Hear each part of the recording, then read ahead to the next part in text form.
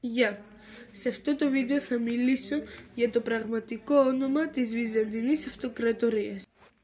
Το 395 μετά Χριστόν, όταν χωρίστηκε η Ρωμαϊκή Αυτοκρατορία, η Βυζαντινή Αυτοκρατορία αποκαλούσε τον εαυτό της ως Ρωμαϊκή Αυτοκρατορία. Το ίδιο και οι πολίτες της αποκαλόντουσαν ως Ρωμαίοι.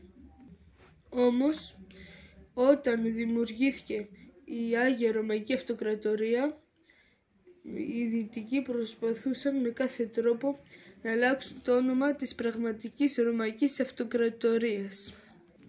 Έτσι, τον 16ο αιώνα, ο συγγραφέας Ιερώνυμος Βόλφ έφτιαξε το βιβλίο «Συλλογή Βυζαντινής Αυτοκρατορίας». Από τότε, η Βυζαντινή Αυτοκρατορία χρησιμοποιούταν από τους Δυτικούς. Ελπίζω να σας άρεσε το βίντεο. Βάλτε ένα like. Γεια!